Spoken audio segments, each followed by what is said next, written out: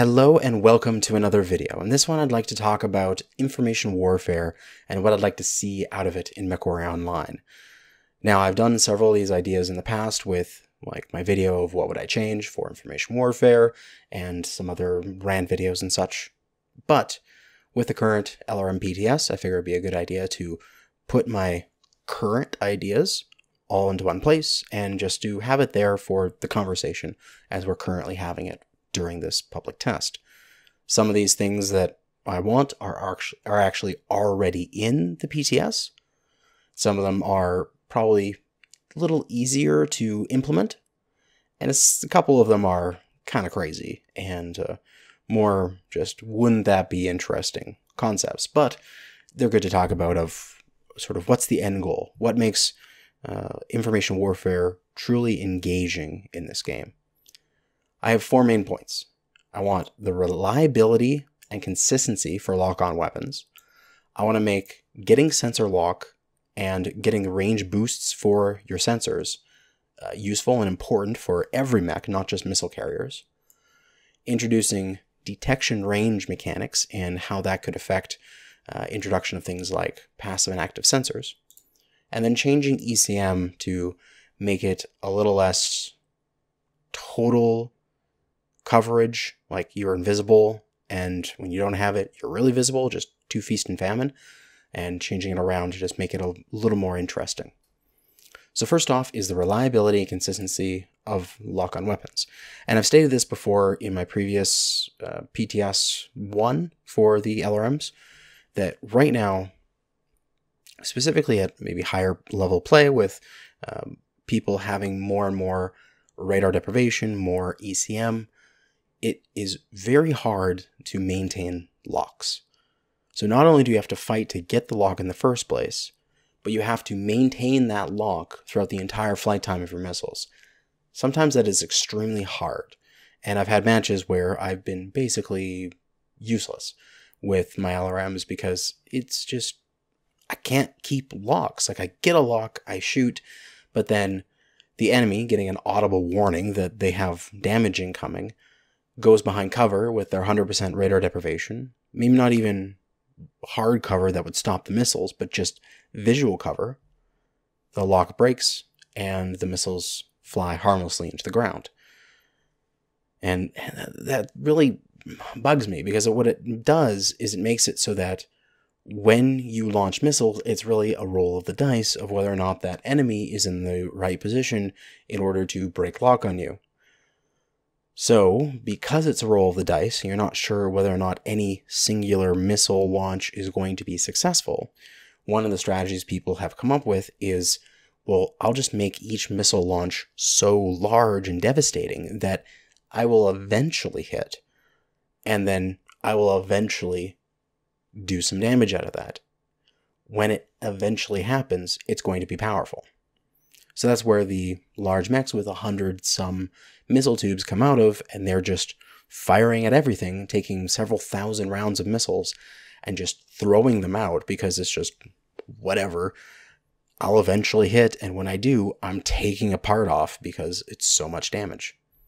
And I really don't like that playstyle. I'd rather mechs have a smaller quantity of missiles that are more consistent and then have some other backup weapons so they can use their LRMs as what I really think they should be, which is a DPS weapon. Now, the first change I'd like to make is missiles continue to track after the mech that launched them loses lock. So this would make long-range missiles and ATMs act like streaks.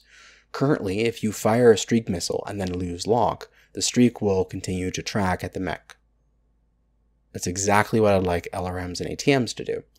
So that way, if you have the situation of you've launched a volley of missiles into the air and the enemy breaks lock, they still have to contend with that volley of missiles. It's not like they can just get out of jail free. You can't launch anymore because you don't have a lock anymore, but they kind of have to deal with what's incoming. Along with that, I'd make it so that missiles cannot fire without getting a lock. Well, of course, lock-on missiles. SRMs and MRMs would still do their thing. This is, again, just like streak SRMs. So LRMs and ATMs, you couldn't dumbfire them. Now, I know that there's some people are saying that we need to be able to dumbfire and stuff like that, but in my personal experience, I don't find dumbfire to be actually that useful. There's a few times when it's a shut down mech in front of me, and I have to go, oh man, that's, it's a shut down mech. I gotta see if I can dumbfire it a little bit. But that comes up so rarely that I don't think we would lose much for it. But where we do gain with this change would be if you're in the situation where you're desperately trying to get a lock and you don't know when you're going to get it, you can just hold down the fire button, and the moment you do get a lock, you'll just loose your missiles. Because there's been far too many times where I've been trying to get a lock on someone, got it, went, yeah, press my button, but then the instant before the command goes through, I lose lock for a moment because of I'm trying to track some fast-moving mech or something with ECM and radar deprivation combined that makes it so you can lose lock practically instantly. And then my missiles, without a target, fly off and go hit into the ground. Completely useless. I think it would be a quality of life thing to put those two changes in. Now, because we're making missiles track after the mech loses lock, losing lock is less important. It's more about not getting locked in the first place, which is where they have currently in the PTS different lock durations depending on line of sight and sensor range and stuff like that. We'll talk about that in the second section here. But I'd like to see radar deprivation changed. So instead of losing locks, you slow locks. So radar deprivation would, instead of 100% chance to get rid of a lock while getting out of line of sight, it would be however many percent longer locks. So say 50%, or it even could be 100%. I don't know exactly the numbers, but you can get the idea. So a radar deprivation mech could pop up on the horizon, and it would take an extra couple seconds for any LRMs to target that mech and get a lock before they can fire. And that would mean that you could play essentially like you're playing against any other form of damage. If you're playing against a sniper, you pop up, shoot, and then come back down immediately because you want to limit your exposure. But currently, if you play against long-range missiles, you can step up and then stand there and wait until you hear that missiles are incoming, then you dodge. So this would make dodging missiles very similar to how you would play against any other direct fire, or at least in the trade section. You wouldn't stand out in the open. You would just pop up, shoot, the enemy LRM carrier would try to lock onto you, and if you get down fast enough, they couldn't get locked onto you, and then you don't get hit. And then for part of the reliability and consistency, this is something they've done in the PTS, is I want to see AMS change to remove a predictable percentage of the incoming damage and not a flat number of missiles. They're doing this by lowering the amount of health that each missile has for larger launchers, making it so your AMS can get through more missiles on LRM 20s compared to LRM 5s. And that is great, because an anti-missile system should be the system that you take when you want to have anti-missiles. Like, it just makes sense. AMS should take care of however many percent, approximately say 25% or 20% or whatever the number would be of incoming missiles will be taken out by your AMS. Assuming perfect scenario of like one launcher at a time and stuff like that. You can still try to overwhelm the AMS, but they're just going to get better at dealing with large volumes, hopefully pushing people away from firing large quantities of large launchers at you. The next thing would be to make sensor lock and range boosts for those sensors useful for all mechs. Now, sensor lock doesn't mean lock on weapons, but it just means when you press R, you get a lock. I really like the idea in the current PTS with the speed of locks being based on range versus range to target versus your maximum sensor. So currently, that's just for non-line of sight. It goes up to seemingly 100% more if you are at the very top end of your sensor range. So when I did the testing in my previous video, I was at 1 kilometer away. It took 2 seconds to get it with line of sight, and took 4 seconds without line of sight. And that 4 seconds scaled down to the exact same as within line of sight at short distances, and it just scaled nicely versus the range.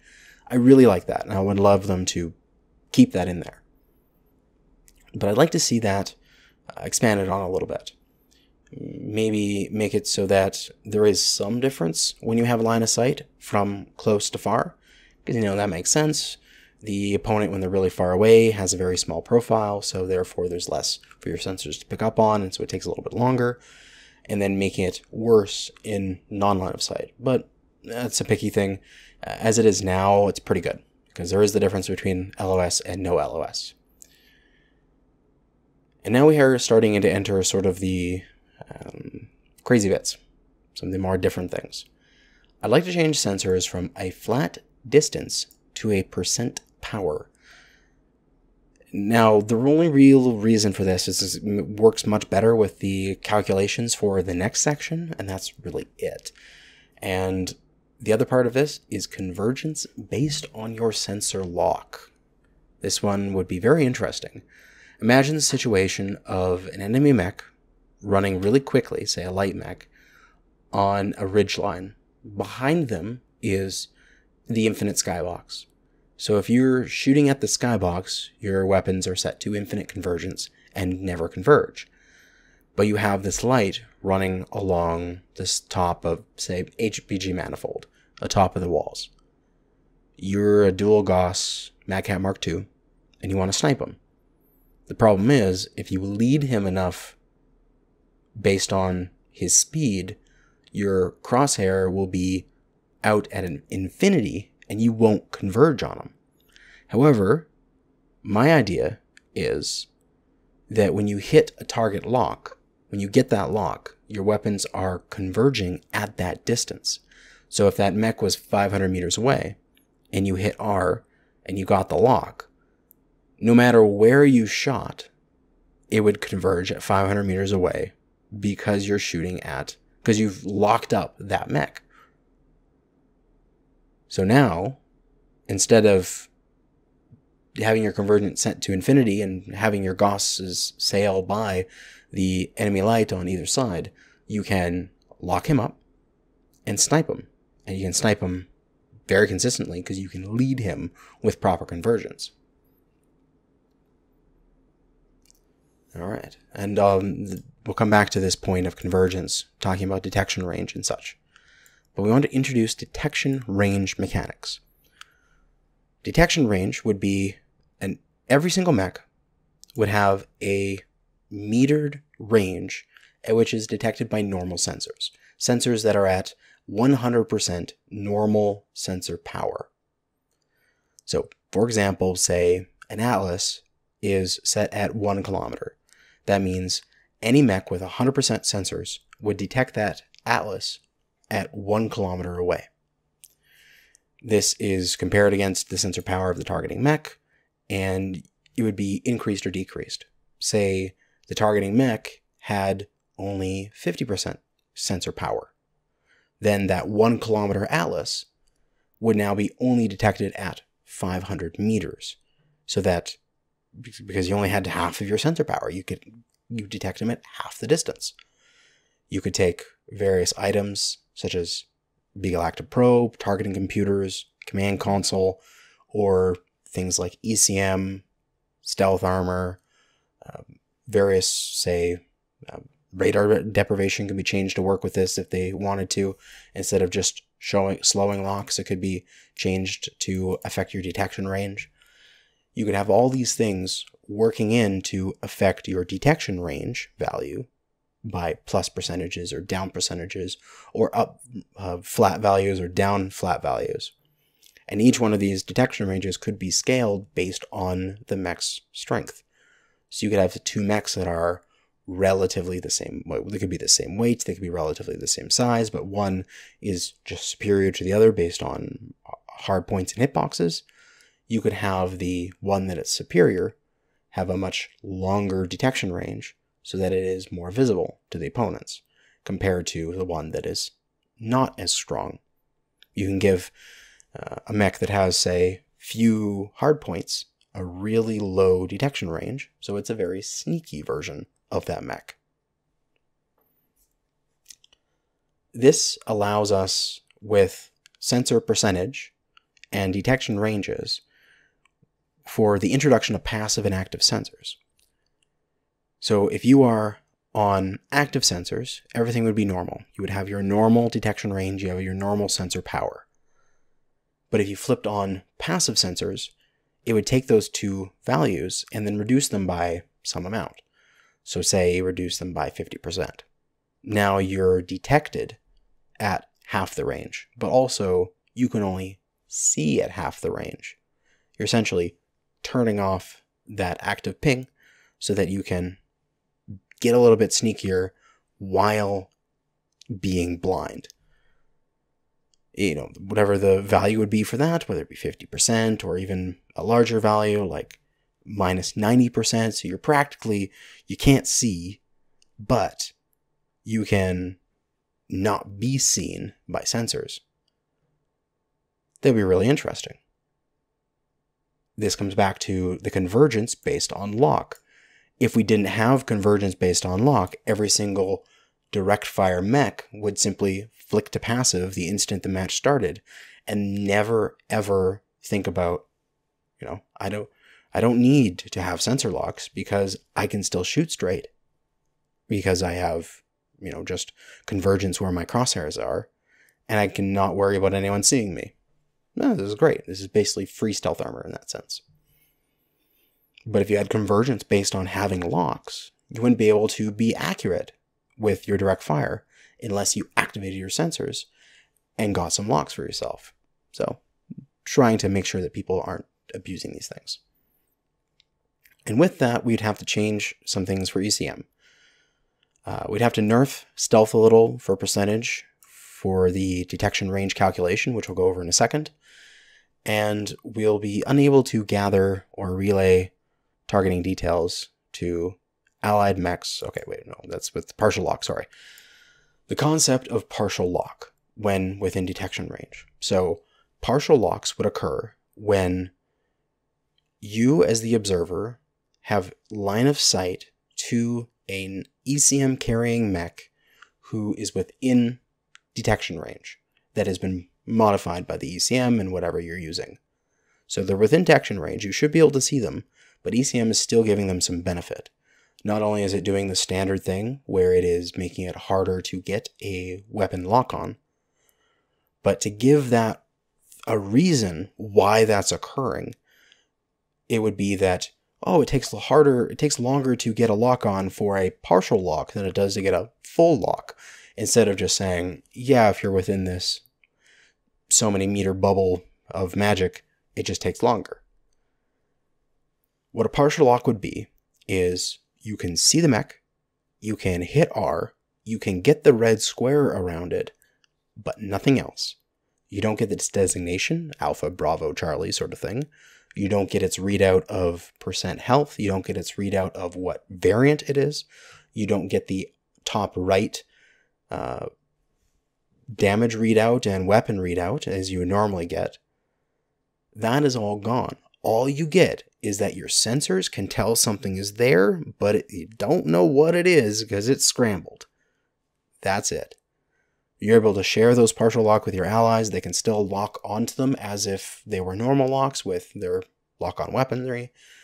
But all the details, you are unable to gather or relay targeting details to your allied mechs. You can relay the targeting data that there is a target, but all those little fine details are gone, which I think would be really interesting. It would throw a wrench in the mix for people who want to say, focus alpha. You can't really do that well because alpha could be under ECM and you literally don't know which one's alpha.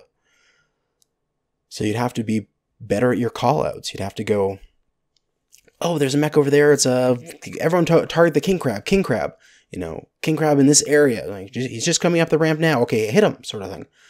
because you don't know what target he is. You don't know what health he's at.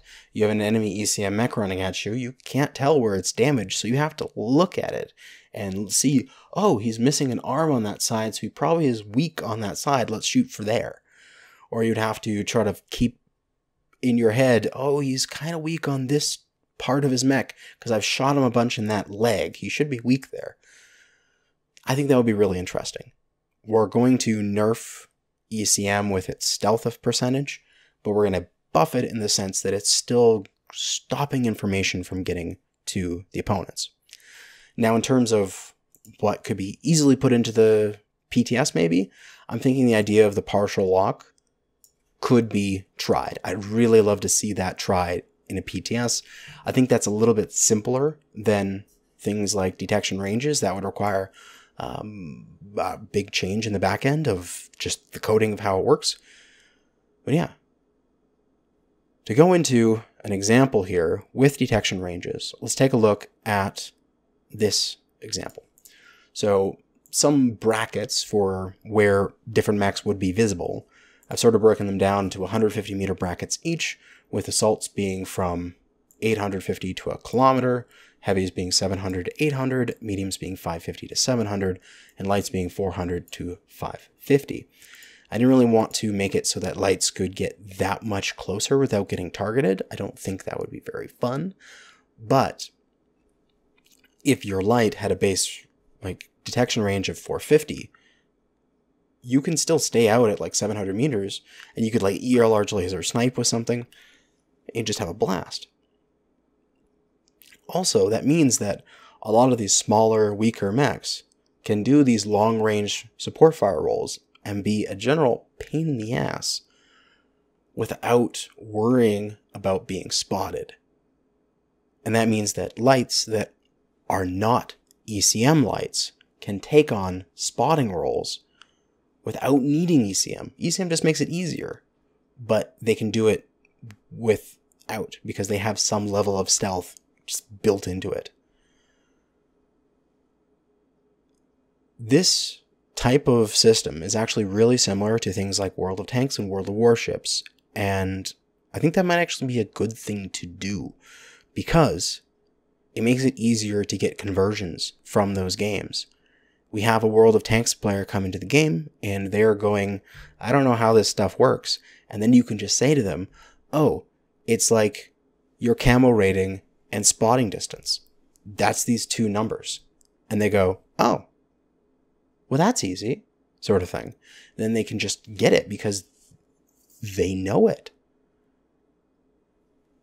So an example calculation for detection ranging after multiple effects, we have detection range equals base detection range times your cloaking effects times your sensor power of the mech that's targeting it.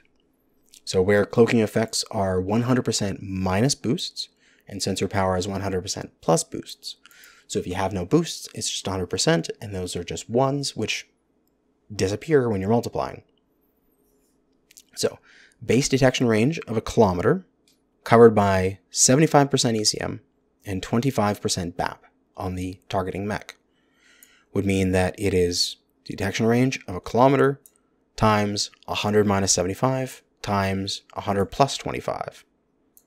So it would be 1,000 meters times 25% times 125%, which is 1,000 times 31.25%, which would mean that that mech with a base detection range at a kilometer would be targeted at 312.5 meters. If we do the calculations this way, 75% ECM is too strong. We'd probably need to nerf it down to some quantity, whether that be, 50% or less, somewhere in there. Somewhere between, say, probably 30 and 50%, I would say, would work well. Depends on how much you want the effects of big targeting computers to come into play. Should a big targeting computer counteract any ECM? Should it push it back far enough?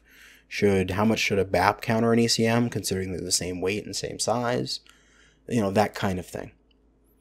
But that would be the calculation that I would do for it. But yeah, those are my ideas. I think that specifically the concept of detection range would be really interesting, and partial lock could be possible to do in our current PTSs. But that's going to be it. Hopefully you can give me some good ideas, whatever I've missed, whatever I didn't explain very well. I'll try to answer any questions in the comments, and I'd just like to hear your guys' discussion. And hopefully we can get some really interesting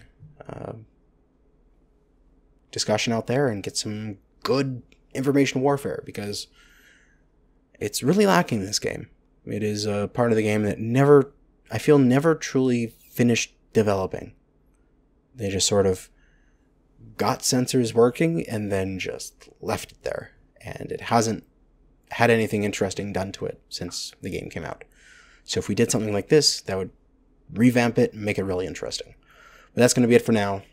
Thanks for listening, and good hunting.